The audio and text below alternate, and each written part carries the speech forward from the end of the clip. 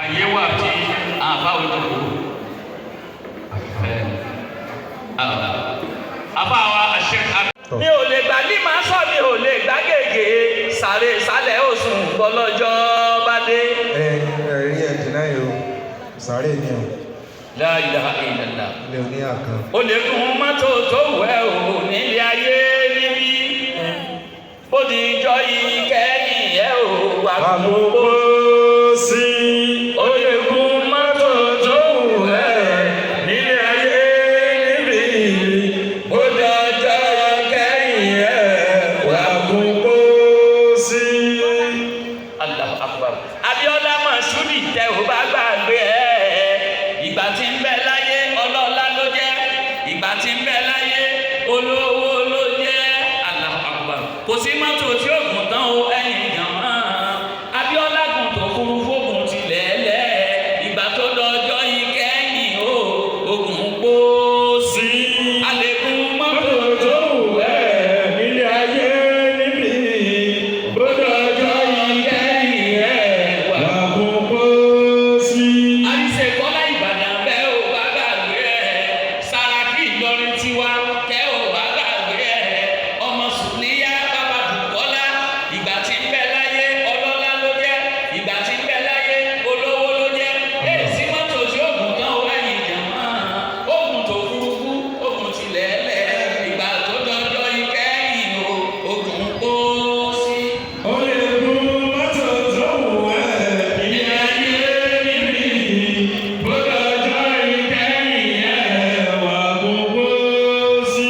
ọ̀la Allahu Akbar. Yorùbá ní Muhammad. Sallallahu alaihi Ìgbà wọ̀nyí ni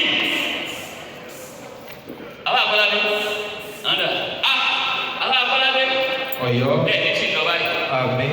Ọ̀yọ́ lẹ́yìn náà Allah. sì wí Àmín.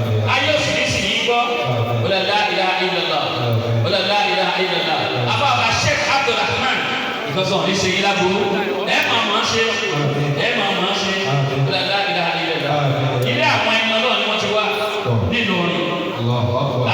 ẹ̀gbọ́ Ìlọrin ó tún wá jẹ́ ilé gbogbo fún Ìlọrin Allahu Akbar. ìtẹ́ Allahu Akbar ilé bàbá wa àdúrà nígbà.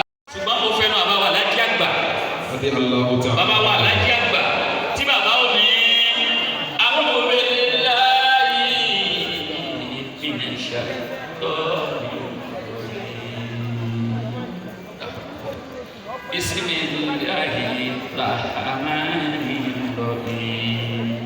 أعوذ بالله من الشيطان الرجيم. mi ń fi aláàjì Mùsùlùmí dín Nàìjíríà kí sáyà mi fi ń kí yín ní tẹ́jú kó ìyàfà wa. بسم الله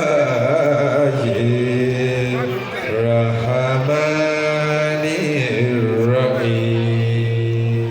mo ń fi aláàjì àgbà olú ọmọ MC gbogbo àgbáyé mo ń fi kí àfa wa Sheikh Abdulrahman.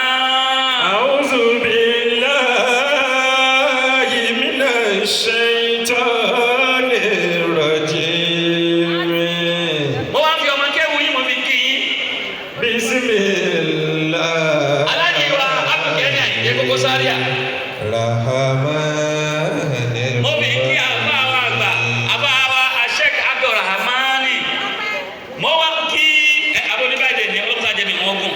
آمين. mo wá ń fi Big London làkàkọ́ tó jẹ́ bàbá àdínì mọ́sálásí wa nílé olú ọmọ balógun wa lódò yìí الله ẹ Yorùbá náà Muhammad صلى الله عليه mo fi وسلم. kí àbá wa àgbà Sheikh Abdul